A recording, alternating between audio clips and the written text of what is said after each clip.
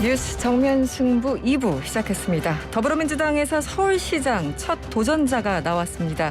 바로 김진애 전 의원인데요. 바로 만나보도록 하죠. 전화 연결돼 있습니다. 안녕하세요. 네, 안녕하세요. 네, 오늘 오전에 출마 선언을 하셨죠. 네, 제가 첫 스타트를 끊었습니다. 스타트를 강력하게 끊으셨더라고요. 네. 의원님께서 여러 가지 말씀을 하셨는데 네. 무난하게 가면 무난하게 진다. 이런 말씀이 좀 인상적이었습니다. 어떤 맥락이었습니까? 아니, 그러니까 우리가 지금 상황을 보면 네. 우리가 일단 야당이 돼서 치르는 선거고 네. 더군다나 서울 같은 경우는 기존 시장이 국힘이기 때문에 그것도 또 야당 아닙니까? 네. 그러니까 상당히 강력하게 나가야 되는데 여태까지 민주당이 보면은요. 여러 명성에 의해서나 아니면 정치적으로 내부에서 좀 커 있는 사람이나 이런 사람을 내보냈을 때 성적이 신통치가 않았어요. 여태까지. 네. 뭐 제가 지금 여기서 말을 할 수는 없지만 네네. 그렇게 신통치 않은 성적이 있는데 이번에도 또 그런 식으로 나간다. 그러면 정확하게 그냥 질수봐 저는 뭐 지난 재보궐선거도 그랬었다고 봅니다. 네. 그래서 더군다나 이제 오세훈 시장이 저는 뭐 겉멋이 들어있다고 제가 비판을 하지만 네. 그래도 서울시에 대해서 서울시장을 뭐 한 7년여 했기 때문에 잘 알고 있는 상당히 강력한 사람이거든요. 네네. 그러면 이 오세훈 시장을 토론에서나 아니면 도시 정책의 내용에서 네. 정확하게 대적할 수 있는 사람이 이번에 나가야 된다. 그래서 제가 도시 전문가, 그래서 완전히 프레임을 바꿔야 된다. 이거를 정치인 대 정치인, 누가 더 유명하냐, 누가 네. 더 인지 더 높으냐, 이런 싸움으로 갈 게 아니라 정치인 대, 그리고 뭐, 정치인 대 전문가이자 정치인, 이거를 두, 능력을 같이 있는 사람이 나가야 된다. 그래서 제가, 출마 선언을 한 겁니다. 네. 제가 이 시대에 가장 지금 이 국면에서 가장 잘 맞을 수 있지 않을까. 그래서 무난하게 좀 가지 말자. 저는 민주당에서 그럴 때마다 많이 속상합니다. 그러면은 지금, 뭐 지난 재보궐을 이제 다시 좀 복귀해서 얘기를 하면 당시 경쟁자였기도 했던 박영선 당시 후보 네. 경쟁력이 좀 많이 떨어지는 후보였다고 판단을 하고 계셨던 겁니까? 아니 저는 어떤가요? 뭐 네. 제가 어느 후보를 이렇게 얘기할 수는 없지만 네네. 일단은 뭐 당시에 민주당이 당원 당규까지 굳혀가지고 후보를 냈잖아요. 네. 그리고 여성 인물은 더 유리하겠다는 거로 해서 상당히 경선에서 밀어주셨어요. 그래서 박영선 후보가 됐는데 제가 뭐 조금 비판을 하자면 박영선 네네. 후보가 들고 나왔던 공약이 네. 서울 시민의 딱 지금 절박하고 절실한 이슈를 들고 나오지도 않으셨어요. 조금 뜬금없는, 약간 뜬구름 잡는 것 같은 네. 그런 공약을 들고 나오니까, 그러니까 이게 좀 위기 관리가 잘 안 되는 거죠. 네. 그런 점에서 오세훈 시장이 훨씬 더 절박해 보였거든요. 네네. 당시의 후보가. 네. 그러니까는 당시에 뭐 LH 사건도 있긴 했지만, 그거를 이렇게 좀 이렇게 할 수 있는, 네. 더군다나 민주당이 본인들 자신이 당시에서는 얼마나 좀 미움을 당하고 있다라고 하는 네네. 이런 거에 대한 자각심도 좀 없었거든요. 그래서 알겠습니다. 저는 뭐 이번에도 제가 또 얘기하는 저는 솔직히 정치인 냄새는 잘 안 나는 좀 별로 안 나고 네. 특히 여의도 제가 지난번에 뭐 하여튼 10달 만에 국회의원직을 던지고 후보 단일화 임하지 않았습니까? 네네. 그리고 저는 전문가로서 훨씬 더 많이 알려져 있는 대중적인 인물이기 때문에 네. 그런 거로 승부를 하는 게 더 맞다. 네. 민주당이 뭐 여러 가지 정치적인 경력이나 이런 걸 가지고 얘기하는 게 아니라 시민들이 정말 필요한 거를 가지고 호소를 하고 이거를 잘할 수 있는 더군다나 지금 이제 윤석열 윤석열 당선인의 용산 이전 네. 이게 졸속 이전에 대해서도 지금 오세훈 시장이 제대로 말을 못 하고 있잖아요. 네. 뭐 여러 가지 문제가 있음에도 불구하고 네. 그러니까 그런 거를 서울시장이 할 말은 해야 된다. 할 네. 일은 제대로 하고 그런 거로 호소를 해나가야 된다.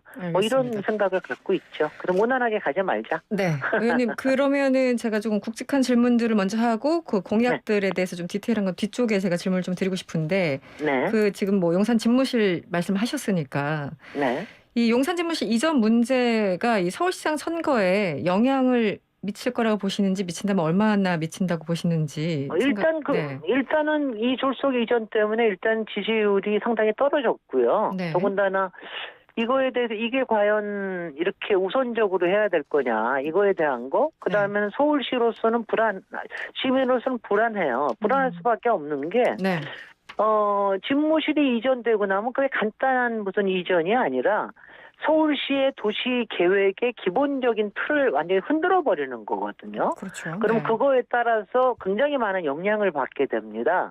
뭐 예를 들면 고도 제한에 관련된 문제, 네. 그다음에 조망권에 관련된 문제, 그다음에 교통 체계를 다시 바꿔야 되는 문제, 네. 또 특히 요새 중요한 이른바 비행권, 네네. 비행권에 관련된 문제, 그다음에는 이제 경호와 안전에 관련돼서 생기는 여러 가지 문제들이 서울의 한복판으로 들어옴으로 해서 여러 가지가 흐트러지거든요. 네. 그러면 이게 과연 서울 시민으로서 반가울 수가 있는 일이냐. 이거에 대해서 차분하게 얘기를 해야 되는 거죠. 근데 이게 오세훈 시장처럼 30분 만나고 나서 네. 규제를 더 할 일은 없다. 이렇게 할 일은 아니거든요. 네. 굉장히 따져볼 일이라서 이거는 서울 시민들도 특히 용산과 강남의 주민들조차도 굉장히 이거는 불안해하실 그럴 부분들입니다. 네. 네. 그 집무실 이전 문제도 그렇고 이번 네. 그 의원님께서 지방선거 전략과 관련해서 이런 말씀을 하셨어요. 이 대선에서 2번 찍고 후회하는 시민들의 마음을 붙들어야 된다 이렇게 말씀을 하셨잖아요. 네네. 이게 인물론에 맞서가지고 어떤 구도 싸움으로 가야지 훨씬 더 승산이 있다라고 생각을 하시는 거겠죠? 아니 저는 구도 싸움도 있지만 네. 그러니까 이제 여당이 솔직히 서울시장은 야당 시장이 있는 게 훨씬 더 좋아요, 항상. 그러니까 이제 네. 그게 훨씬 더 여러 가지가 균형이 잡히거든요. 그래서 네. 그런 점에서는 구도 얘기할 수 있고요. 그리고 이제 지금 윤석열 당선인의 국정 기대 지지율이 상당히 낮지 않습니까? 네네. 국정 수행 기대율이라고 그러죠. 네. 현재까지. 그러니까 그런 네. 부분들에 상당히 그러니까 가령 예컨대 이런 거예요. 광화문 시대라고 했으니까 찍어줬지. 처음부터 용산 시대라고 얘기했으면은 네. 안 찍어주셨을 분들이 꽤 많을 겁니다. 그럴 수도 있죠. 네네. 네, 그러니까는 이제 그런 것들을 얘기하는 거는 필요한 일이죠. 그러니까 그런 점에서 저는 항상 저기라는데 서울시장은 야당 시장이 훨씬 더 잘합니다. 되게 야당 시장이. 그러니까 평가에 따라. 여당하고 같이 있으면은 네. 되게 따라하기를 많이 해요. 그러니까 가령 저는 오세훈 시장도 MB 때 시장이 됐는데 그냥 4대강 사업, 대운하 사업 따라하기를 너무 많이 했거든요. 그러니까 견제가 안 된다 한마디로 그렇게 정책상. 바람직하진 않다. 네. 이런 거를 시민들께서 생각하시게끔 구도를 만드는 건 필요할 것 같습니다. 네. 공약에 대해서 좀 질문 드릴게요. 서울시장 후보로 이제 나오셨으니까 후보 네. 선언을 하셨으니까 이 핵심 공약 가운데 부동산 양극화를 해소할 제3의 진짜 개발 이런 대목이 있었어요. 네. 네. 구체적으로 좀 설명을 해주시면 어떨까요? 제가 다른 거를 다 5개 반짝반짝 서울 네네. 공약이라고 했는데 다 얘기할 수는 없고 네. 이게 뭐냐면 지금 우리가 서울시는 워낙 주택 문제가 굉장히 심각한 데입니다. 보급률도 낮고 그다음에 자가 보유도 낮고 자기 집에서 사는 데도 낮아요. 그래서 약 58%가 세입자입니다. 네. 그런데 이렇게 되면 무슨 문제가 생기느냐 하면은 자꾸 탈서울 현상이 생겨요. 그렇죠. 근데 지금 서울에 많은 지금 이제 윤석열 정부도 그러고 오세훈 시정부도 하는 게 자꾸 부자를 부자로 만드는 정책들, 똘똘한 한 채를 더 강화하는 정책들을 너무 많이 펼쳐요. 네. 그런데 그게 서울의 이 정말 경쟁력에는 도움이 안 되고 지금 네. 오히려 저기 하는 거는 중저가의 양질의 주택을 어떻게 하면 빨리 만들 수 있느냐 여기에 힘을 줘야 되거든요. 근데 네. 이거를 제3의 진짜 개발이라고 얘기하는 게 뭐냐면은 여태까지 식으로 고층 아파트 재개발 재건축 단지 네. 이걸로 하면은 별로 효과가 없어요. 네. 그거는 똘똘한 한 채 짓고 그리고 주택의 순중가율도 얼마 안 됩니다. 저는 얘기하는 게 예전에 다세대 다가구 주택을 지으면서 우리가 굉장히 많이 민간에서 많은 활동이 있었기 때문에 네. 여러 가지 주택 부족 문제를 해결할 수 있었거든요. 그것처럼 지금은 일반 비아파트 동네에 네. 그 하필 재건축, 네. 그러니까 건축 단위로 일어날 수 있는 거를 촉진을 할 수 있는 규제 완화. 그러니까 저는 뭐 제가 규제 완화 그러면은 다 완화한다는 뜻이 아니라 네네. 4종 주거지도 도입하고, 이건 이재명 후보도 얘기하신 거죠. 네. 그다음에 1, 2, 3종 주거지에 대한 용적률 인센티브, 또 용도 복합에 대한 인센티브, 높이에 대한 인센티브 같은 걸 줘서 네. 이게 활성화될 수 있도록 해야 여기서는 되게 그렇게 비싸지 않은 주택들이 만들어지거든요. 네네. 이렇게 해야 서울의 진짜 주택 문제가 해소가 되는 거예요. 저는 그거를 제3의 진짜 개발이라고 제가 얘기를 하는 겁니다. 여태까지 이런 얘기를 하는 사람들이 없었어요. 맨날 재개발 재건축 단지 어디다 언제 누가 허가하느냐, 그림은 어떻게 하느냐, 이런 얘기만 하니까 그게 문제라는 겁니다.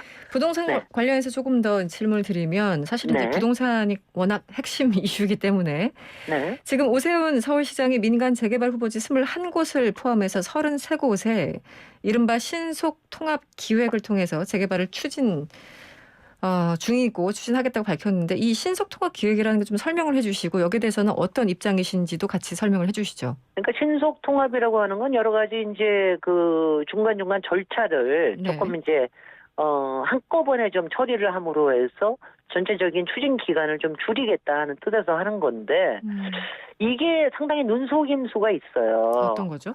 이게 뭐냐면은 이걸 마치 잘한 것처럼 얘기를 하시는데, 서울에 지금 실제로 재개발 구역하고 재건축 구역이 전체가 몇 개나 되는지 아십니까? 저는 잘 모르겠습니다. 네. 약 600개가 넘습니다. 600개. 600개가 넘는데 그중에 21개 정도? 왜냐하면은요, 21개 정도만 이렇게 하신 거예요. 그리고 뭐 빨리 하는 척 했지만 실제로는 그렇지 않습니다. 그렇다고 오세훈 시장도 이건 알아요. 너무 한꺼번에 다 풀면 더 허가를 해주면 자칫하면 부동산 시장이 불안해지거든요. 그러니까 속도 조절도 해야 되고, 그렇지만 이거를 명확하게 얘기를 해야 된다 이거죠. 이게 서울의 주택 문제를 해결하는 데에 굉장히 잘한 거는 그건 아닙니다. 그리고 21개 뭐 조감도 가지고 이렇게 한다 얘기하지만 전체 수요에 비해서는 너무 서울시장이 손에 인허가권을 쥐고 쥐락펴락 하는 거예요. 그러니까 제대로 잘 안 되는 것도 많은데 저는 그게 좋은 서울시장의 리더십이라고 보지는 않습니다. 그리고 지금 인수위에서 임대차 3법 사실상 폐지 쪽에 방점을 두고 폐지 내지 축소를 하겠다라는, 검토하겠다라는 입장을 밝혔잖아요. 지금 민주당에서 상당히 반발하고 있는데 어떻게 보십니까, 의원님께서는요? 이거는요, 이거는 굉장히 잘 생각하셔야 될 게, 인수위에서도.